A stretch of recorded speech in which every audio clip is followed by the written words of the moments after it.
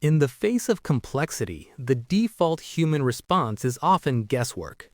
We rely on intuition, experience, and simplified models to navigate systems whose true workings are opaque to us.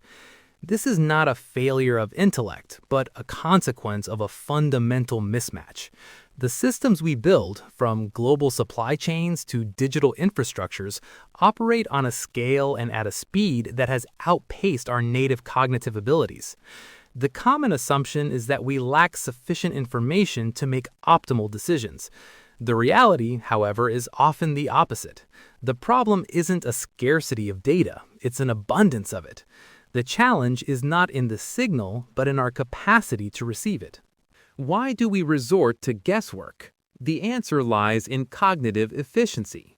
Our brains are pattern-matching machines, evolved to make rapid decisions with incomplete information. This is invaluable for survival, but becomes a liability when dealing with nonlinear, complex adaptive systems. In such environments, cause and effect are not tightly coupled.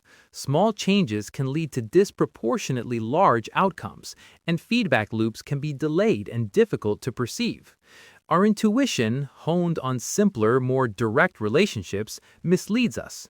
We construct mental models that are, by necessity, radical oversimplifications of the underlying reality.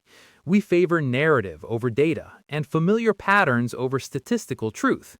When a complex system fails, we look for a single linear cause, a villain or a broken component, because that narrative is easier to process than the reality of multiple interacting failures.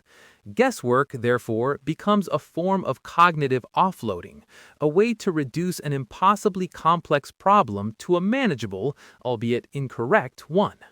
Contrary to our feeling of navigating in the dark, the systems themselves are constantly communicating. A server doesn't just fail, it emits thousands of log entries detailing its state in the moments leading up to the failure. A financial market doesn't crash without precursor signals in trading volumes and volatility metrics. These are not metaphors, they are literal streams of data, the native language of the system. This language is precise, objective, and exhaustive. It describes the system's state without the bias or simplification inherent in human observation. The challenge is that this language is not our own. It is a torrent of high-frequency, multi-dimensional information. The information required to predict a fault is present within that data. The signal exists. Our inability to see it is not because it is hidden, but because we are not fluent in the language it is written in. We are effectively illiterate in the dialect of our own creations. This brings us to the central failure. The problem is not one of intelligence, but of translation. When confronted with the overwhelming dialect of the machine, we attempt to translate it back into our own limited human-centric terms. We reduce millions of data points to a simple red, yellow, or green status light. We compress complex probability distributions into a single forecast. In this act of translation, nuance is lost. Critical information is discarded because it does not fit our pre-existing mental frameworks. It is the equivalent of translating a rich, dense work of literature into a handful of bullet points.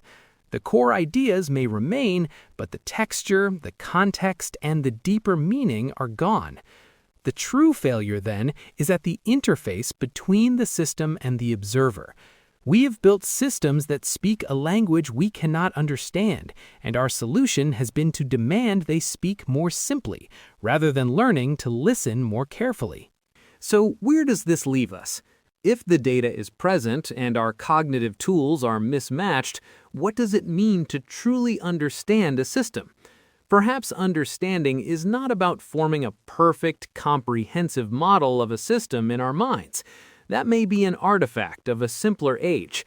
Instead, perhaps understanding in the 21st century is the act of designing a better translator. It is the process of building interfaces that allow the system's native language to be explored, without destructive simplification.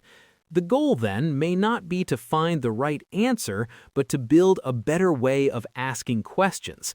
The ultimate challenge isn't navigating the complexity of our systems, but navigating the limitations of our own perception.